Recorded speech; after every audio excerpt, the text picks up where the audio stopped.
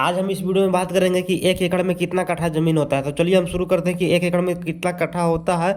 तो इससे पहले हम आपको बता रहे हैं कि कट्ठा निकालने का सूत्र है कट्ठा बराबर डिसमिल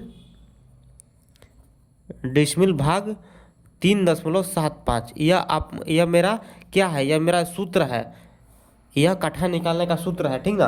तो कट्ठा निकालने का सूत्र है, लेकिन यह पूछा है प्रश्न है कि एक एकड़ में कितना कट्ठा जमीन होता है। तो पहले हम निकालेंगे कि एक एकड़ में कितना डिसमिल होता है, क्योंकि देखिए हमको कट्ठा निकालने के लिए सूत्र है डिसमिल भागा 3.75 है, ठीक ना। लेकिन हम पहले डिसमिल निकालेंगे, एक एकड़ को डिसमिल में कन्वर्ट करेंगे। तो एक एकड़ बराबर 100 डिसमिल जमीन होता है।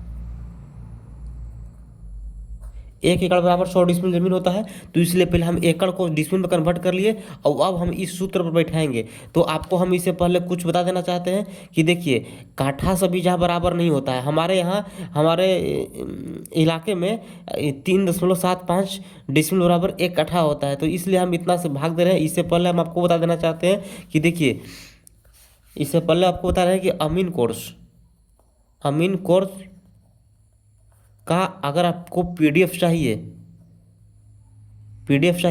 तो आप मुझे आज आप हमसे संपर्क कर सकते हैं। मेरा नंबर है 62 0 46 63 242, यानी कि हमारा नंबर है 62 0 46 63 242। यह नंबर पर आप संपर्क करके अमीन कोर्स का पीडीएफ ले सकते हैं, जिसमें कि आपको लगभग मतलब बहुत कुछ सीखने को मिलेगा पीडीएफ में, क्योंकि पीडीएफ में बहुत कुछ मेंशन किया हुआ है, जैसे कि ज़मीन का पूरा विवरण। तो चलिए हम इतना आपको बता दिए, आपको लेना होगा तो आप संपर्क कर सकते हैं। चलिए हम शुरू करते हैं कि एक कट्ठा में कितना डिसमिल ज़मीन होता है।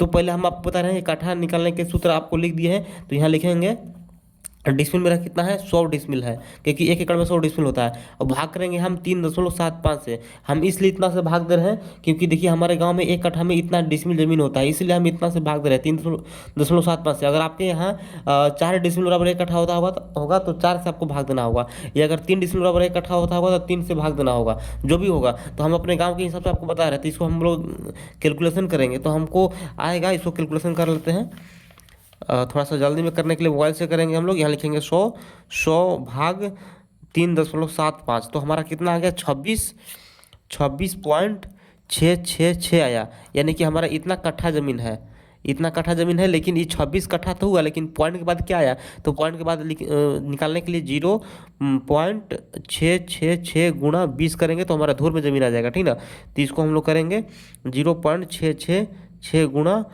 20, यानी कि हमारा 13 धूर, यानी कि एक एकड़ में हमारे गांव में गढ़वा पलामू में एक एकड़ में 13 धूर और 26 कट्ठा जमीन होता है। यानी कि कुल मिला के कह सकते हैं कि 26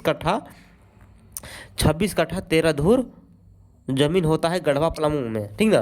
तो आपके इलाके में कितना होता होगा, आप उतना से भाग दे दीजिएगा, आपका निकल जाएगा, ठीक ना। तो ऐसे ज़मीन का मतलब एकड़ को कट्ठा में कन्वर्ट किया जाता है। और अगर आपको फिर बता दें अमीन कोर्स का पीडीएफ लेना होगा तो आप इस नंबर पर संपर्क कर सकते हैं। तो चलिए फिर मिलते हैं नेक्स्ट वीडियो में।